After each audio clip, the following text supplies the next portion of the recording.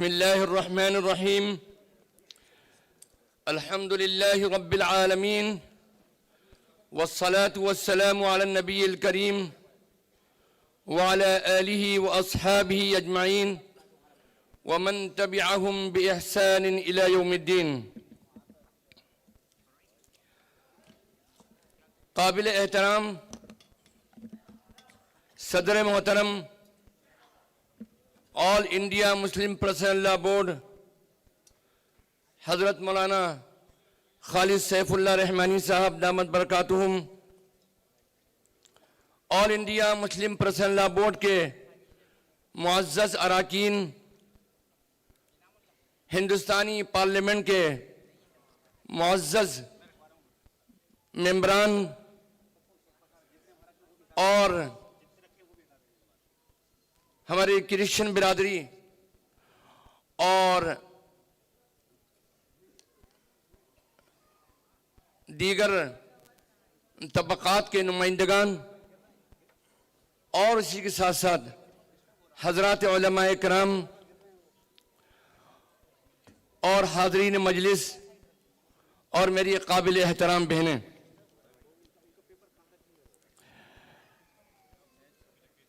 ये ज़र की जंग है न ज़मीनों की जंग है, ये जंग है बका के उसूलों के वास्ते। जो खून हमने नजर दिया है इस ज़मीन को, जो खून हमने दिया है, जो खून हमने नजर दिया है इस ज़मीन को, वो खून है गुलाबों के फूलों के वास्ते।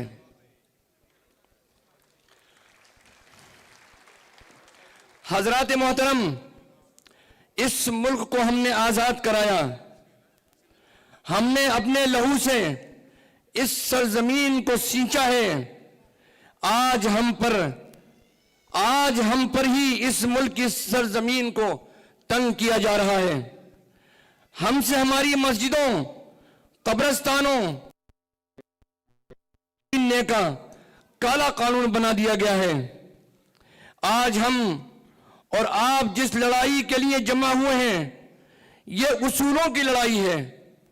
ये हमारे वक्फ एक्ट, हमारी ये जंग वक्फ एक्ट 2025 के खिलाफ है। ये लड़ाई दरअसल इस मुल्क के सेकुलरिज्म की हिफाजत की लड़ाई है। हमारी ये लड़ाई हिंदुस्तान के कॉन्स्टिट्यूशन की हिफाजत की लड़ाई है। हमारी ये लड़ाई जमहूरियत की बका की लड़ाई है। हमारी ये लड़ाई सेकुलरिज्म की मजबूती की लड़ाई है। हमारी ये लड़ाई दस्तूरी हुकूक के तहफ़्फ़ुज़ की लड़ाई है। हमारी ये जंग इस मुल्क में दस्तूर की बालादस्ती की जंग है। हमारी ये जंग गया में बौद्ध विहार पर बुद्धिस्टों के हक की लड़ाई है। हमारी ये लड़ाई जैन मंदिर पर जैन समाज के हक की लड़ाई है। हमारी ये लड़ाई जालिम को जुल्म से रोकने की लड़ाई है। हमारी ये लड़ाई इंसाफ और हक की लड़ाई है। हमारी ये लड़ाई मुसलमानों के साथ साथ हमारे यहाँ बैठे हुए ईसाई भाई, जैन भाई, बुद्धिस्ट भाई और गैर मुस्लिम हमारे बिरादरान वतन, इन सब के साथ में इंसाफ पसंदों के साथ मिलकर लड़ाई है। हमारा आज का ये एहतजाज हुकूमत के ईमानों को ये बताना चाहता है कि ये वक्फ एक्ट 2025 गैर आईनी है, गैर दस्तूरी है और गैर जमहूरी कानून है। ये मुसलमानों के मजहब में मुदाखलत करने वाला कानून है। ये कानून मुसलमानों को उनके मजहबी शाइर को छीनने वाला कानून है। ये कानून मुसलमानों के उनके दस्तूरी हुकूक को छीनने वाला कानून है। ये कानून मुल्क में जमहूरियत और सेकुलरिज्म को तोड़ने वाला कानून है। ये कानून मुसलमानों से उनकी इबादत गाहों को छीनने वाला कानून है। ये कानून हमें कतई मंजूर नहीं है। या आप कहो कि तुमको ये मंजूर नहीं है,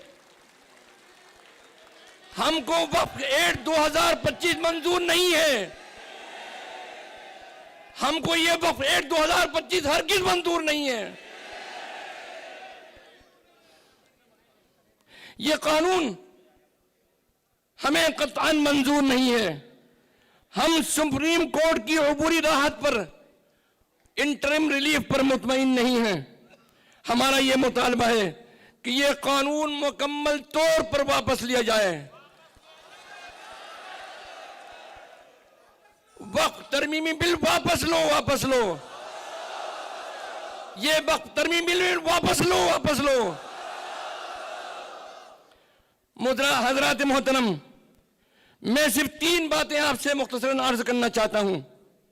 पहली बात यह है कि सुप्रीम कोर्ट ने इस नए तरमीमी वक्फ एक्ट की सिर्फ 2 दफात पर अबूरी पाबंदी लगाई है और हमको इंटरिम रिलीफ दिया है, जो कि खुश आइन तो जरूर है लेकिन काबिल इत्मीनान नहीं है। अभी वक्फ की जायदाद पर लिमिटेशन एक्ट का निफाज बाकी है, जो नाजायज कब्जों को कानूनी तौर पर मालिक बनाने का काम करेगा। अभी भी वाकिफ के लिए 5 साल कदीम बाअमल मुसलमान होने की शर्त बाकी है, जो पुराने औकाफ को खतरे में डालने के साथ साथ वक्फ के रास्ते महदूद करता है और लिमिट करता है। अभी भी वक्फ औलाद पर पाबंदी बाकी है, जो शरीयत इस्लामी में खुली मुदाखलत है। अभी भी वक्फ एक्ट के स्पेशल एक्ट होने की वजह का दर्जा उसको नहीं हासिल हुआ है, ओवरराइडिंग एक्ट होने का दर्जा बहाल नहीं किया गया है। एएसआई आसार कदीमा के तहत महफूज औकाफ वक्फ नहीं रहेंगे, उसकी दफा भी अभी बदस्तूर बाकी है। अलगरज इस एक्ट में लाई गई 44 तरमीमात में से सिर्फ 2 दफात पर अबूरी पाबंदी से हमें मुतमईन होकर नहीं बैठना है। हमारा यह एहतजाज आखिरी सांस तक जारी रहेगा। ये नया वक्फ एक्ट पूरा का पूरा गैर आईनी, गैर जमहूरी, जालिमाना और मुस्लिम दुश्मनी पर मबनी कानून है।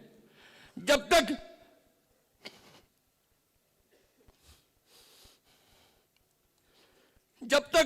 ये मुकम्मल कानून वापस ना हो जाए, अपने एहतजाज को जारी रखोगे इंशाअल्लाह। हमारी जिंदगी और मौत का मसला है।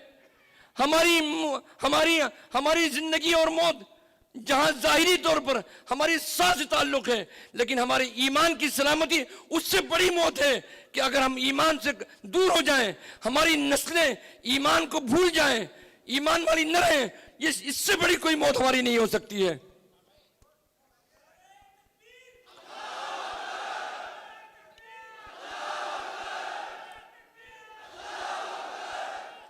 वक्फ का तरमीमी बिल, ये कहा जाता है कि ये प्रॉपर्टी का मसला है।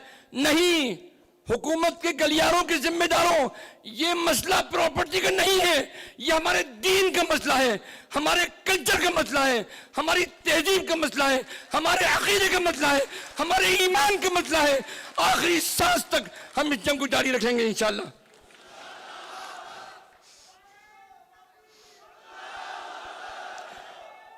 ये मसला अल्लाह की मिल्कियत की हिफाजत का है, हमारे दीनी शायर के तहफ़्फ़ुज़ का मसला है, हमारी मस्जिद, मदरसा, कब्रिस्तान और दरगाह की हिफाजत का मसला है।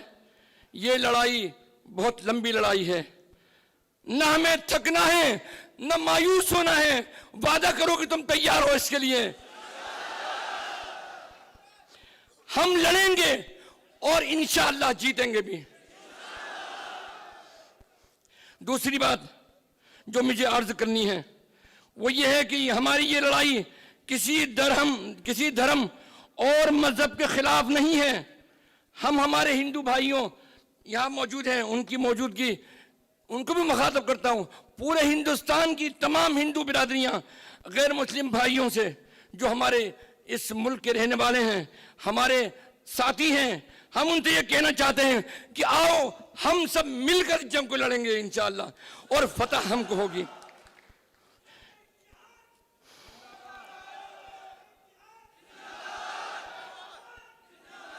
हमारी हमारी ये लड़ाई जुल्म और नाइंसाफी के खिलाफ है। ये लड़ाई हिंदू और मुसलमानों के दरमियान नहीं है, ये तानाशाही के खिलाफ लड़ाई है। हमारी ये लड़ाई कानून की बालादस्ती के लिए है। हमारी ये लड़ाई आईन हिंद की बका के लिए है। ये वक्फ की लड़ाई सिर्फ मुसलमानों की लड़ाई नहीं है, ये तमाम इंसाफ पसंद लोगों की लड़ाई है। याद रहे कि अगर आज दस्तूर हिंद के खिलाफ इस काले कानून के निफाज में ये लोग कामयाब हो गए तो याद रखिए आज मुसलमान निशाने पर हैं, कल सिख होंगे, परसों ईसाई होंगे और एक एक करके सबका नंबर आगे आएगा। क्योंकि जालिम के शिकम कभी सैराब नहीं हुआ करते। अगर तमाम हिंदुस्तानी मिलकर, खा वो हिंदू हो या मुसलमान हो, सिख हो ईसाई हो, मिलकर इस जुल्म को रोकने के लिए उठ खड़े नहीं हुए, ये लोग कॉन्स्टिट्यूशन की एक ईंट भी खिसकाने में कामयाब हो गए, तो याद रखिए इस मुल्क में न जमहूरियत बाकी रहेगी, न सेकुलरिज्म बाकी रहेगा, न इंसाफ होगा, न कानून की बालादस्ती रहेगी। आज हम पर जुल्म हो रहा है, कल दूसरे तबकात का भी नंबर आएगा, जिसकी शुरुआत हो चुकी है। बंबई में 90 साल कदीम जैन मंदिर पर बिलडोजर चला दिया गया है। बिहार के जिला गया में बुद्धिस्ट अपने बौद्ध विहार को बचाने के लिए एहतजाज कर रहे हैं। केरला के चर्च पर भी दावा ठोक दिया गया है।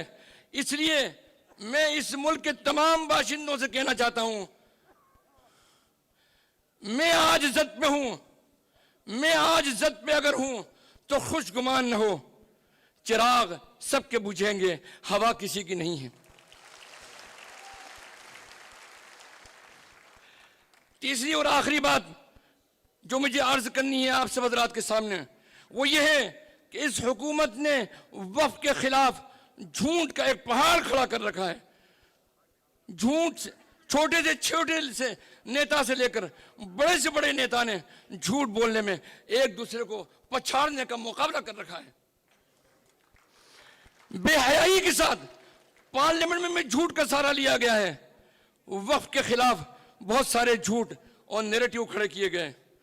अभी मोदी जी ने कुछ मुस्लिम नुमा लोगों से मिलकर वक्फ एक्ट बनाने में मुबारकबाद वसूल कर रहे थे।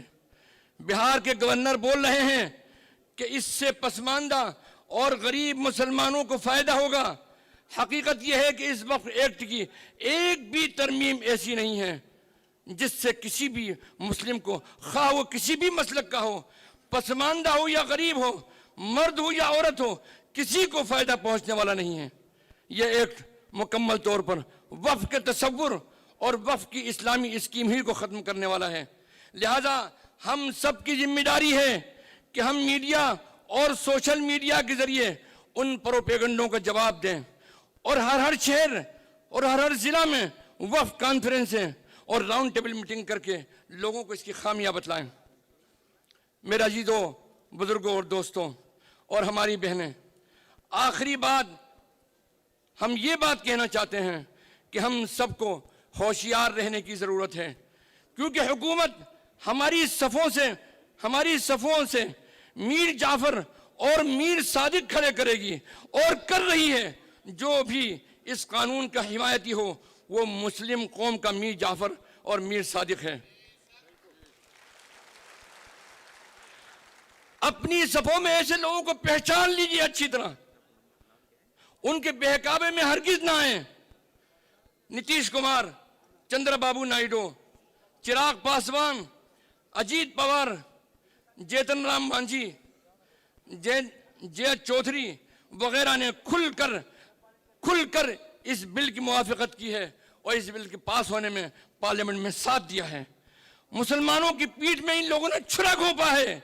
मेरी तमाम मुसलमान और इंसाफ पसंद शहरियों से गुजारिश है कि इन पार्टियों से और उनके लीडरों को अच्छी तरह पहचान लें। ये कॉन्स्टिट्यूशन के मुखालिफ हैं, ये जालिम की हिमायत करने वाले हैं, ये मुल्क की जमहूरियत के मुखालिफ हैं। सिर्फ कश्ती बदलने से उनकी हकीकत नहीं बदलेगी। इसलिए या तो हुकूमत को कानून वापस लेने पर मजबूर करें या फिर हर जगह हमेशा के लिए हमारी मुखालिफत के लिए तैयार रहें।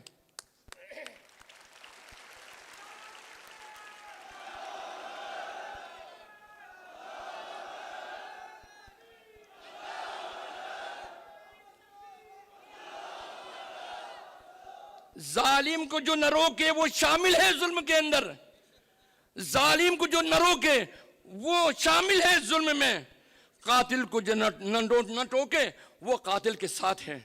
वाखिर दावाना अनिल हम्दुलिल्लाहि रब्बिल आलमीन।